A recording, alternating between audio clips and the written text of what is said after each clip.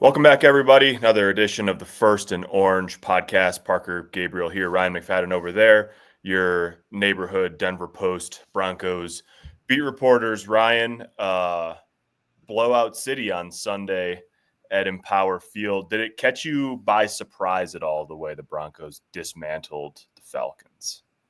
Yeah, I did. I knew going into it that we knew that Atlanta's defense wasn't that consistent. So you kind of had a feeling that it was going to be a pretty solid day for the offense as a whole. That I think it was going to be a 38-6 blowout. No, I did not. I just thought when you look at the Falcons offensively, they just got so many weapons out there. From Bijan Robinson to all their wideouts, and then Kirk Cousins being a Pro Bowl quarterback, you would thought it was going to be more of like a back and forth type of game, but the way they was able to dominate is just incredible, and that's just a testament to how well this defense has continued to play and how they've been one of the best defensive units in the league. To hold that team to 6 points, you can't ask for anything better. It's kind of funny because obviously the story of the game was Bo Nix, 28 of 33, 307, the 4 touchdowns. He's the AFC Offensive Player of the Week, like all this stuff. It was sort of like in what has been, I guess you might say, like a 4 or 6 week coming out party for him. This was like the real coming out party for him. It thrust him into the national conversation in terms of Rookie of the Year. People watched him and went, man, there's a couple throws that went around the internet of like, oh, I didn't know this guy had this club in the bag or whatever.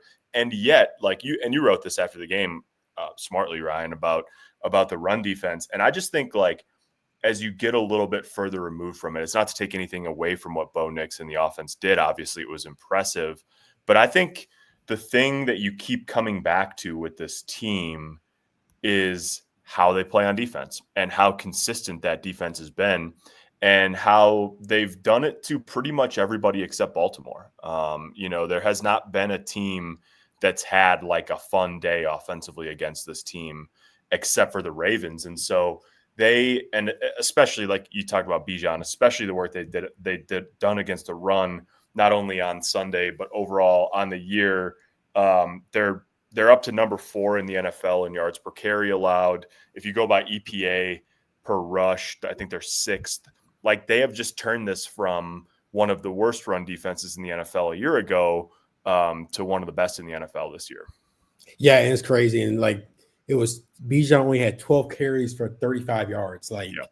That was, and the thing is, like when Bijan started the game, it looked like, oh man, this guy's just going to take over because he was getting plays in the run game. I think he had like 9 touches the first 2 drives. Yeah, it's like you just knew like, oh man, this is just going to be one of those days where he's just going to take over. Then they just snap. And that's the one thing you like about this defense. They're like outside of that Ravens game, they've been really good in terms of making the necessary adjustments. Like if someone scores on them, they know how to turn back around and make that adjustment. Like we remember going back just since they're playing the Raiders this weekend, like going back to the previous matchup against Las Vegas, where Gardner Minshew and Brock Bowers hit with that long touchdown pass, and boom, they flip around, pass Surtain gets a pick 6, and after that, it was just smooth sailing. That's what we've seen from this defense is key, because if this team has playoff aspirations, they're currently in the mix with the 7th seed at 6-5. That's going to be the key right there, because you look when you get to January, you don't like maybe you're in Pittsburgh, maybe you're in Buffalo. We don't know what the weather is going to be like. If it's one of those, snowy postseason games where it's hard to get anything offensively, those guys are going to keep you in the game. We saw that in Kansas City. Like they should have won that game. Right? You just can't you just have to chalk it up. Yep. But that defense kept them in the game where they should have won. So, and that's going to be the key. And that's been so impressive. I know we get like, when we look at the defense, there's so much talk about Pat Surtain in the secondary. Nick Benito's just been playing lights out off the edge. But the way they've been able to contain the run has opened the door for so much they are able to do. And this is just a testament to how well has Vance Joseph coached his defense. And 2, this is a big shout out to like the front office for bringing in pieces that kind of fit that vision. And it's all gelling together and is making it work. Yeah, it's kind of funny because I think you're exactly right. Any way you slice this, what it ends up coming back to is the way in which, nothing happens in a vacuum on a football team, right? Like the fact that the defense, held Atlanta to a field goal on its opening drive, and that early in the game it was 2 touchdowns for Denver, 2 field goals for Atlanta. Now you're chasing, you put one on the board before halftime, and suddenly like the run game is basically knocked out. Denver did a good job against it when Atlanta was in position to run the ball, but then the Falcons fell behind and they got one-dimensional, and they couldn't really sit there in the second half and say like, okay, we're going to hand the ball off 15, 18 times and get back in the game that way. And then simultaneously, I think what you're talking about, like the personnel that got that job done, like you say, that's a testament to Malcolm Roach, really good signing in free agency this offseason for not that much money. But Malcolm Roach and John Franklin Myers have helped Zach Allen, and they've helped DJ Jones. Like I was talking to DJ in the locker room last week. I said, it's a little bit different this year, huh? And he said, man, it's totally different. Like it's a different world that he's playing in. And so like each piece helps the next piece.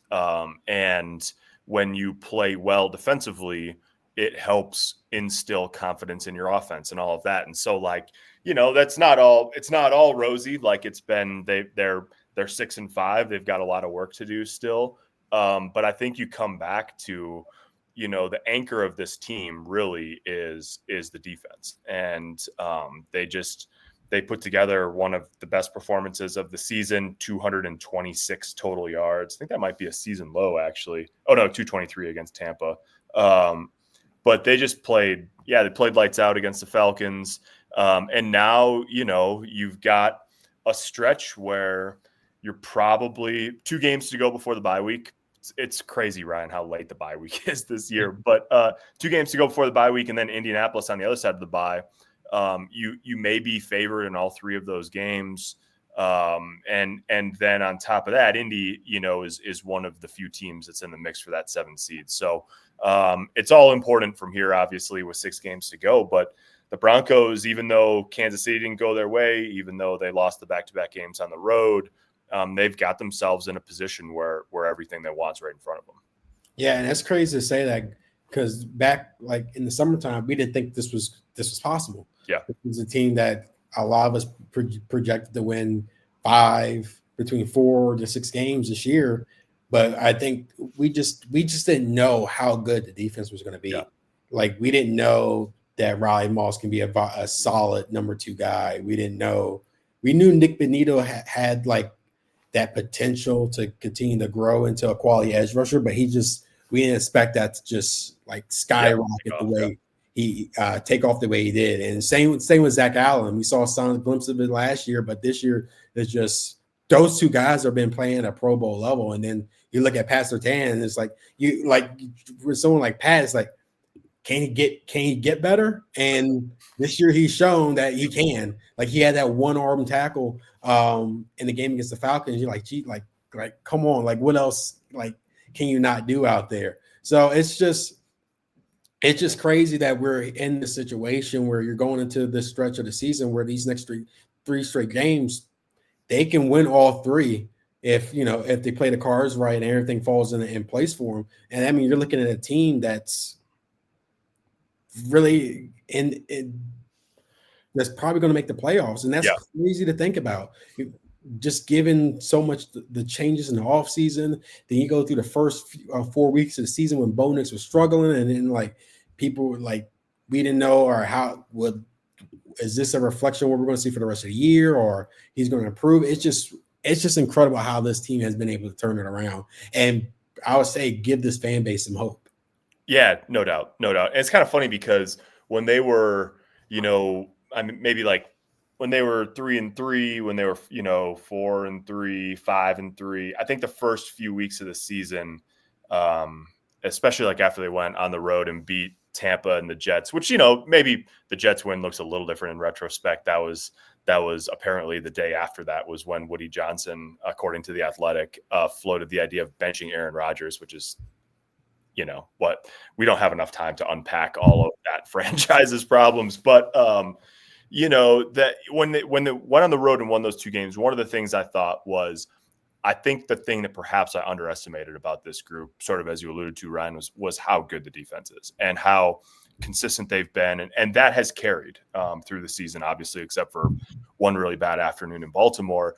But I think now what you're seeing, and what I said before the season was, if I'm wrong about this being a team in that 6-7 win range, the most likely reason why is because of Bo Nix. Like, you just don't know what you're going to get from a rookie quarterback.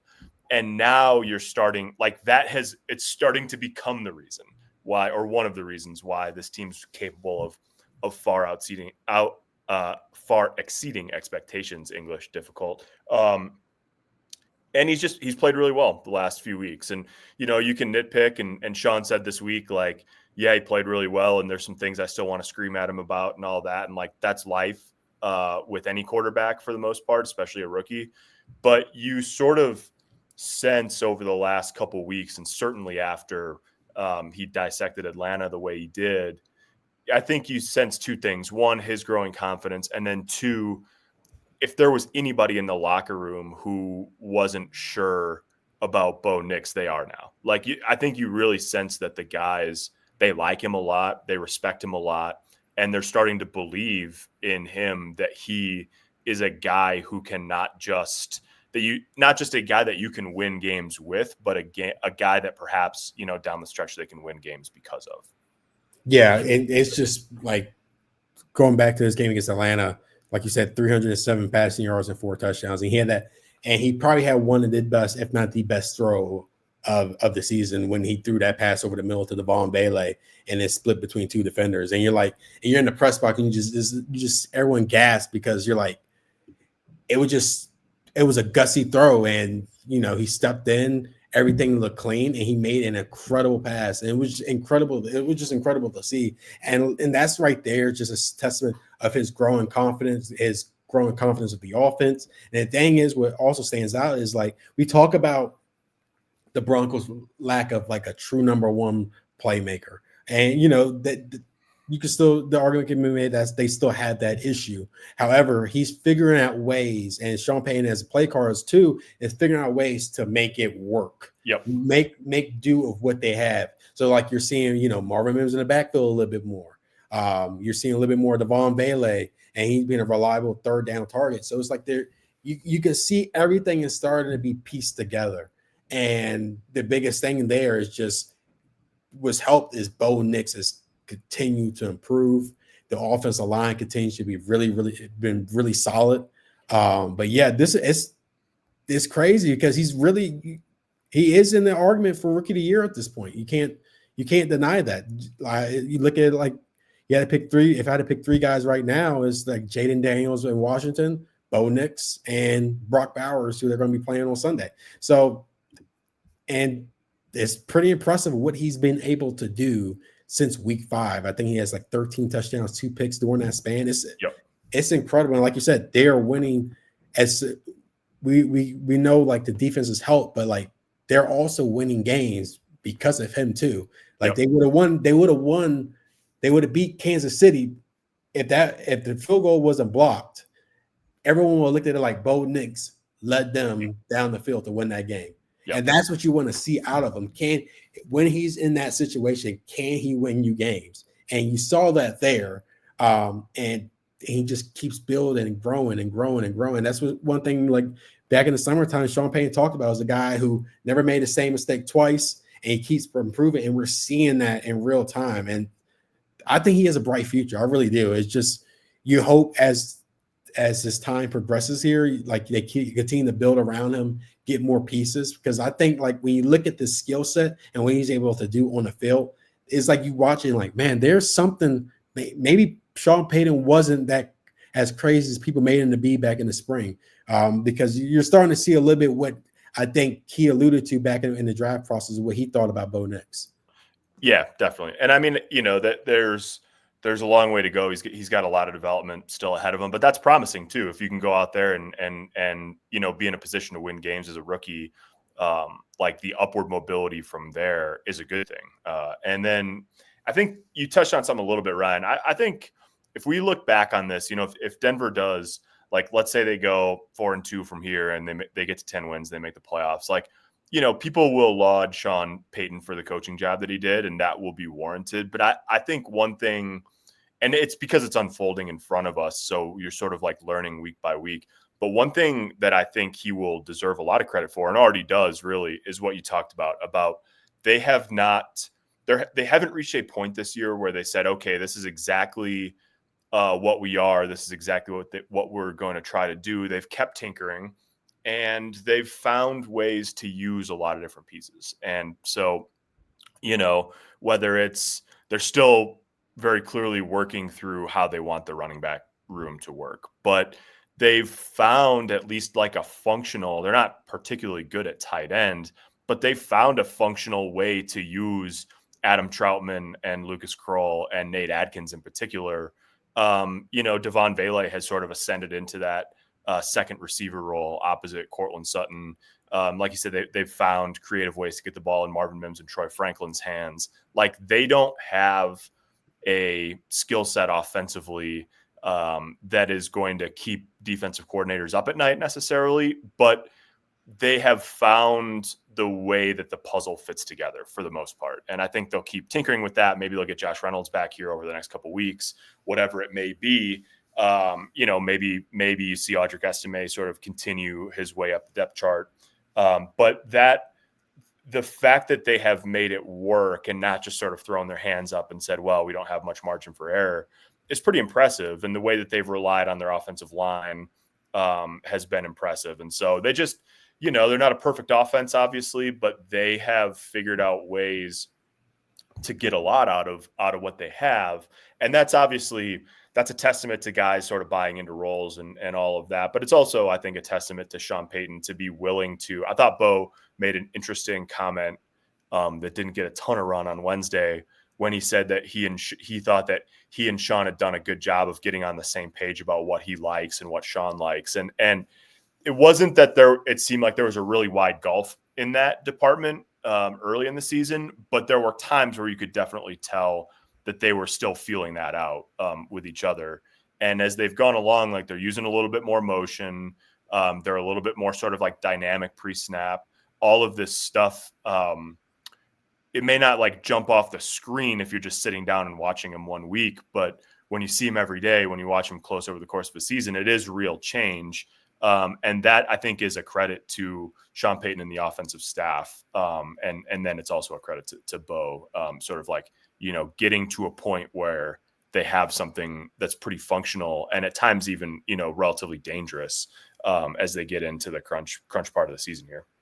Yeah. And in addition to when you added on to, and Cortland Sutton's been playing some really solid football. I think he's had 370 receiving yards since having 0 targets in New Orleans. That has helped too. He has emerged because that's what you expected from Sutton going into the year, is kind of being that, like what Bo Nix said on Wednesday, being that security blanket for him. And you're starting to see that come to fruition there. You saw Troy, you're seeing Troy Franklin get a little bit more involved. Yeah, it's like it's not like the perfect group, but I think they're figuring out ways to make it work. And like you said, that's just good coaching and just sitting down with your quarterback and your offensive staff and trying to figure out, all right, what works for us at the present moment. And that it's been fun to watch. Because this was you go back to early in the year, this was really an offense that a lot of people say, yeah, oh man, this is boring. Like, what's going on? Just nothing but these checkdowns and screen passes, and there's nothing going on, and just no fun, no rhythm, nothing. And now it's like they're figuring it out and they're winning games because of it. It's incredible how this team is being able to it's not perfect yet, but the way they've been able to turn things around in recent weeks has just been fascinating to see. Yep, no doubt. And so this is a good transition into the Raiders game. I mean, Bo Nix threw 2 touchdowns against the Raiders. That was week 5, and those were his second and third touchdown passes of the year. That the Raiders win 34-18 in early October was sort of like when they'd come off the road. They won those two games on the road. And they came back and they put up a bunch of points against the Raiders, in part because of Pat's pick six. But Ryan, when you were talking about that earlier in the podcast, it's sort of like I was sort of reminded of how pivotal that pick six was. They were at risk of going down 17-3 in that game. And outside of like a few drives against Tampa, we hadn't really seen a lot from this offense yet. 17-3 didn't feel like the type of lead that a Bo Nix led offense was going to come back from at that time. So there's that element of it to where like that moment, I think, again, like if this is a playoff team, I think you will look back on that pick in week 5 and say that may have been a turning point, not just in that game, obviously, but for the entire season. And then also like, it just is going to be interesting. Like they ended the long losing streak against the Raiders, obviously that day. They still haven't won at Allegiant Stadium in Las Vegas since the Raiders moved there as a franchise. So like, is this we'll get to predictions, but like, what does it mean? Or I guess what will be the keys, this week in particular for Denver, trying to end that streak against the Raiders and polish off a season sweep, which would be the first time in quite a while. I think the biggest key is trying to contain Brock Bowers. I think that right there, you saw, I believe, if I'm not mistaken, he had like 8 catches for 97 receiving yards the last time they played. I think right there, just figuring out a way to slow him down is probably step number 1. And step 2 is like what we saw against the Raiders last time. They were really solid on running the ball. So I would like this. I think that's going to be another thing too, is like if they can continue to run the ball, they can run the ball efficiently in this game. I think they have no problems at handling the Raiders on the road. I know this is the area they have struggled to win games at, but just the way they've been playing, the way Bo Nix has been playing, I think it's going to be. I think they should win this game comfortably on Sunday. Yeah, definitely. It's crazy. I mean, the Raiders have lost 6 in a row. They've had their bye week 2. Their last win was week 4 against Cleveland before they came to Denver. So that just gives you an idea of like what a rough stretch it's been for them. They were 2-2 after they beat Cleveland, lost to Denver the next week. Haven't won since. Now they're 2-8. They've struggled offensively, obviously, the quarterback thing. The fact, I think, Ryan, it'll be talked about for a long time, the fact that in the 2024 draft they picked back-to-back. And the Broncos took Bo Nix at 12, and then the Raiders took Brock Bowers at 13. Bowers already an incredible player, like there's no doubt about it. Like they hit a home run on that. But the crazy thing about them picking back-to-back was that the last game last year when Denver lost in Las Vegas cemented the fact that Denver would be picking ahead of the Raiders in the draft. It was a toss-up, and then, they picked 12 and the Raiders picked 13. So, it could be that over the course of time, both teams are very happy with the selections they made last spring. But the Raiders are, they don't have an answer at this point at quarterback. And so that's been a problem, obviously, for them since the last time they played. Devontae Adams didn't play against Denver. Obviously, he's been traded since then. Bo Nix sort of referenced this on Wednesday. He said, both teams are quite a bit different than what they were last time they played. Obviously, more in the good column for Denver, and it's been more in the bad column for the Raiders. So, but that place is never easy to play. And there's a Formula One race this weekend in Las Vegas. So if you're a Broncos fan and you're going to Vegas, maybe buy a map, because it is going to be difficult to navigate the area around the Strip Saturday. And I don't know, maybe Sunday it'll be figured out, but the race is at like 10 p.m. So it's going to be a crazy weekend. And obviously the Broncos, I think they're like 5.5 point favorites. Like you just don't see that a lot on the road, but it gives you an idea of where betting people and also just like where the league thinks the Broncos are compared to the Raiders. Yeah. I think it's just funny that we're going to a road game in Vegas where the Broncos are 5.5 point favorites. Yeah, they've never won in that building. It's just fascinating. Like I said, everything about this run is incredible, because this just it hit me with like a ton of bricks. Like I didn't expect through 11 games this we'll be talking about. Yeah. I remember when they were. Oh, we'd be talking about Travis Hunter. Yes, I really thought by now it would be a bunch of stories, and like we would just be talking here, like, oh, if they are able to get Travis Hunter, how would that look on in for the Broncos? That's what I thought the conversation we would have. Now they're in a position where they probably can't even they probably won't be able to draft them. So yeah, even if they lost out, probably. they were, yeah. So it's just incredible, and yeah, it's just a testament to how far this team has come, man, especially offensively, and the defense just continuing to get better. So yeah. All right, pick time. It's obviously mostly positive tone this week on the pod. You think the Broncos are getting it done this weekend in Vegas? Yeah, I think I predict them to win 30-14. The Broncos defense has been too good. I think Nick Benito is going to reach double-digit sacks on Sunday, and they're going to be able to contain the Raiders' offense, who has struggled to, generate anything in the run game this year. So I think that's going to be a key part there, and I think Bo Nix is just going to have another solid game. So I got Denver beating the Raiders, finally winning the game in Vegas by a score of 30-14. Yeah, I think they will win too. I might pick it a little bit closer than that. The one thing is, like, I'm not sitting here saying that the Broncos are going to get Antonio Pierce fired on Sunday, but they have a track record already this year. I mean, that it was the beginning of the end for Robert Saleh. I think it was the beginning of the end for Dennis Allen in New Orleans. Both those teams they were already sort of teetering, but and then also, wasn't it somebody else completely? Oh, well, yeah, Antonio Pierce. I mean, they gutted the offensive staff not long after they played Denver. So the Broncos have been rough on opposing coaching staffs in games that they've won this year. And I just it hasn't been good in Vegas. I don't know, obviously, what's going to happen there.